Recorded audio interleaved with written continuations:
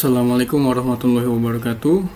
Perkenalkan, saya Haris Bintang Widi Amara, mahasiswa dari program studi Sistem Informasi di Universitas Siber Asia. Video presentasi ini saya buat atau susun untuk memenuhi ujian akhir semester pada mata kuliah Estetika Humanisme.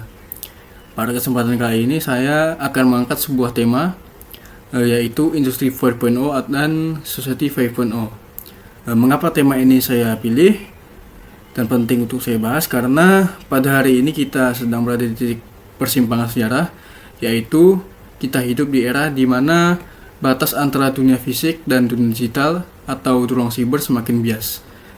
Kita berlomba-lomba menciptakan teknologi canggih, yang namun di tengah gemuruh kecanggihan tersebut muncul sebuah pertanyaan eksistensial, yaitu di mana letak nilai-nilai kemanusiaan kita. Apakah teknologi diciptakan untuk melayani manusia atau justru mengasingkan manusia? Maka mari kita bedah bersama-sama. Untuk memahami situasi kita saat ini, kita harus melihat ke belakang, yaitu sejarah peradaban modern yang dibentuk oleh rentetan revolusi industri. Pada periode 1750 hingga 1850, revolusi industri 1.0 meletus berkat penemuan mesin uap yang menggantikan tenaga hewan dan manusia. Kemudian antara tahun 1870 hingga awal Perang Dunia I pada 1914, lahirlah revolusi industri 2.0 yang ditandai dengan penemuan listrik dan sistem produksi massal. Lalu masuk ke era 1970 hingga 2000-an, kita menyambut revolusi 3.0, yaitu revolusi digital dan komputerisasi yang membuat ruang dan waktu tak lagi berjarak. Dan kini kita berada pada pusaran revolusi industri 4.0, yaitu era yang bukan lagi sekedar digitalisasi, tapi integrasi sistem manufaktur melalui teknologi nirkabel dan big data secara masif. Pada era 4.0 ini, disrupsi terjadi begitu cepat, yaitu perusahaan raksasa bisa runtuh jika tidak lincah beradaptasi. Sementara startup seperti Gojek atau Uber luar negeri bisa merajai industri tanpa harus memiliki armada kendaraan atau hotel fisik. Sebagai mahasiswa sistem informasi, saya mempelajari bahwa di era 4.0 ini ditopang oleh 9 pilar teknologi utama. Jadi ke-9 pilar ini mengubah cara kita hidup seutuhnya. Antara lain yang pertama ada IoT, yaitu Internet of Things, yang mana benda-benda fisik seperti lampu, kulkas hingga kendaraan saling terhubung ke internet dan agar bisa kita kontrol lewat smartphone. Lalu ada big data, yaitu ledakan data atau ledakan volume data raksasa yang menjadi tambang emas untuk memprediksi arah bisnis. Lalu ada AI atau artificial intelligence, yaitu kecerdasan buatan yang mampu mengolah keputusan sendiri berdasarkan data. Lalu ada keempat, ada cyber security, yaitu benteng pertahanan untuk melindungi kerahasiaan dan integritas informasi dari serangan cyber. Lalu kelima ada cloud computing, yaitu komputasi awan yang menjadikan internet sebagai pusat pengolahan data dan aplikasi virtual. Lalu keenam ada additive manufacturing, yaitu teknologi cetak 3D atau 3 dimensi yang merevolusi cara pabrik mencetak barang fisik dari desain digital.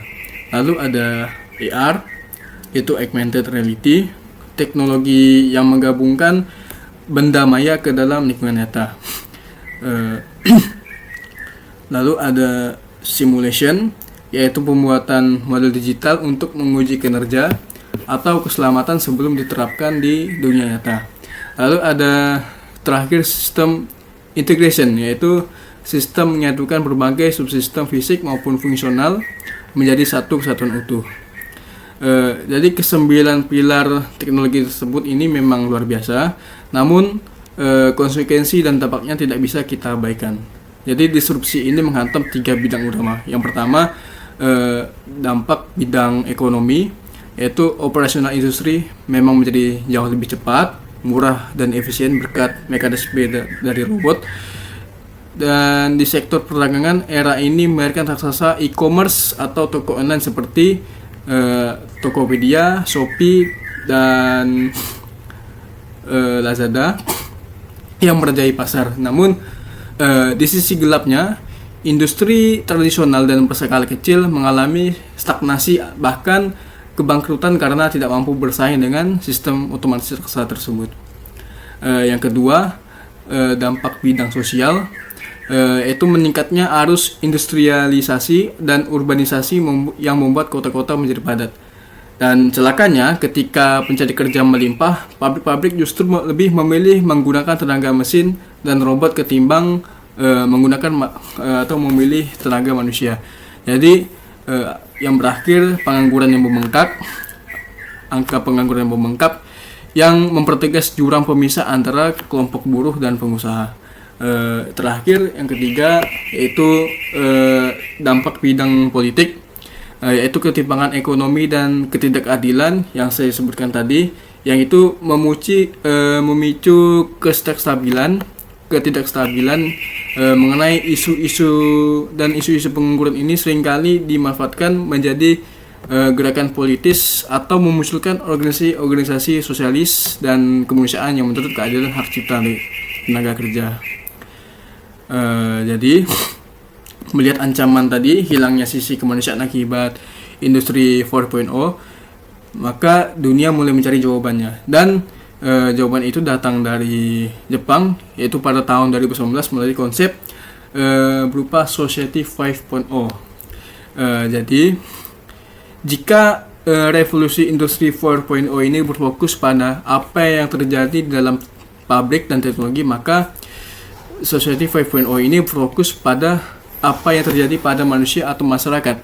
Jadi Society 5.0 ini adalah visi masyarakat yang berpusat pada manusia, yang menyeimbangkan kemajuan ekonomi dengan penyelesaian masalah sosial melalui integrasi ruang siber dan ruang fisik. Sama seperti industri, masyarakat juga berevolusi yang seperti dulu kita berada di Society 1.0, yaitu era di mana manusia bertahan hidup dengan berburu dan meramu, lalu berevolusi ke Society 2.0, yaitu era masyarakat pertanian, lalu ke Society 3.0 lagi, masyarakat industri, masuk ke masyarakat industri, lalu kemudian masuk lagi ke Society 4.0, yaitu masyarakat informasi yang bergantung pada internet. Dan kini tujuan kita adalah Society 5.0, sebuah masyarakat yang pintar. Jadi dalam era Society 5.0 ini, setiap perilaku kehidupan diterjemahkan oleh kecerdasan buatan yang diolah dengan jutaan data dan hasilnya dikembalikan untuk mempermudah hidup manusia. Jadi dalam konsep ini, masyarakat memiliki 3 peran utama sebagai sebuah ekosistem yang utuh.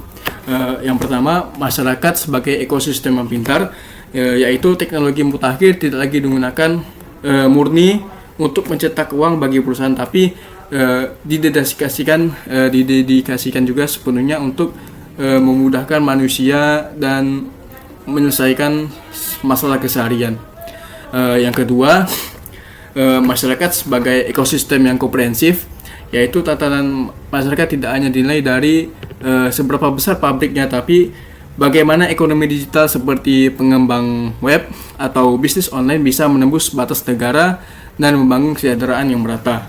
Lalu yang terakhir, yang ketiga, masyarakat sebagai ekosistem yang well-being, yaitu maksudnya Society 5.0 ini bertujuan untuk menciptakan interaksi dan kebahagiaan multidimensional.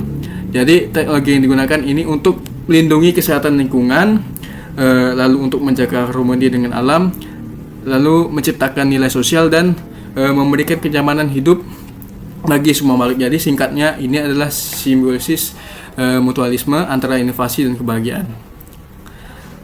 Lalu untuk mencapai Society 5.0 yang ideal tersebut, ada jembatan yang harus kita bangun terlebih dahulu, yaitu pendidikan era revolusi 4.0, yaitu pendidikan kita saat ini mengalami disrupsi luar biasa karena hampir semua kegiatan berkonversi dari manual ke digital.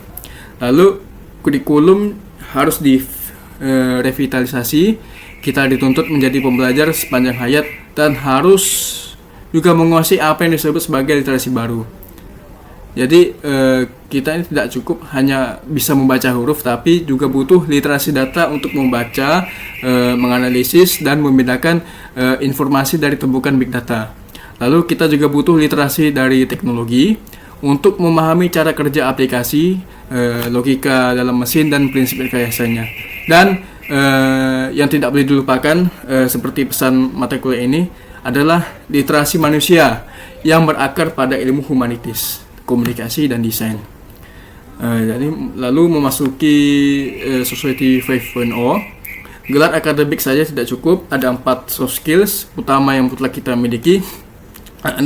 Dan menariknya, keempat skill ini sangat selaras dengan tema-tema yang kita pelajari di kelas estetika humanisme. Yang pertama, ada ilmu language skill, yaitu karena IoT membuat konektivitas lintas dunia tanpa batas, kemampuan bahasa yang universal sangat dibutuhkan.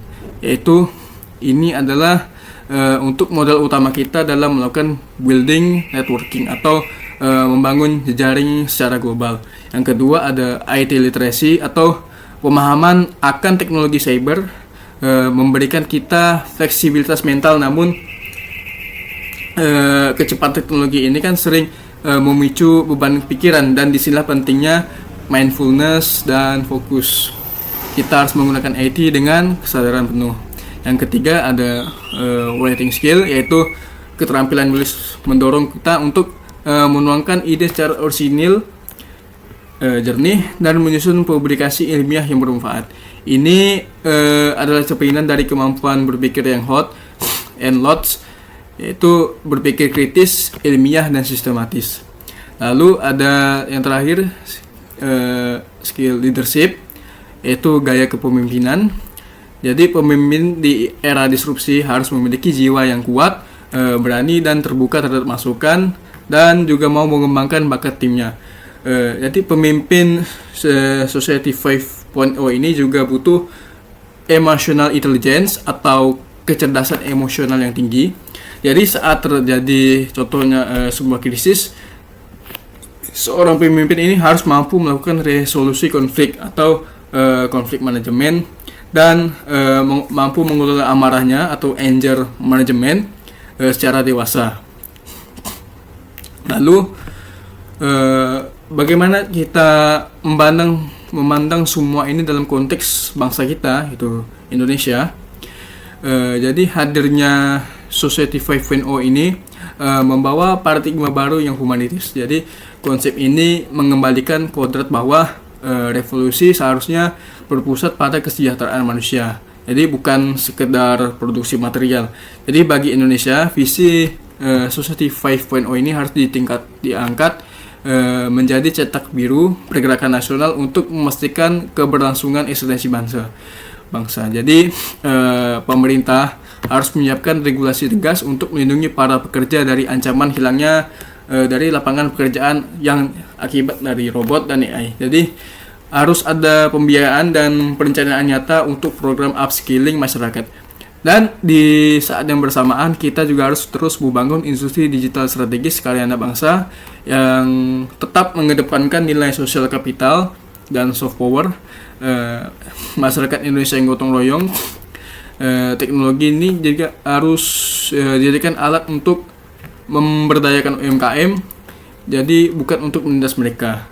Jadi sebagai penutup dari presentasi ini, ledakan revolusi industri ini menuntut kita melakukan redefinisi atau self concept atau konsep diri kita, serta vision and mission dari hidup kita.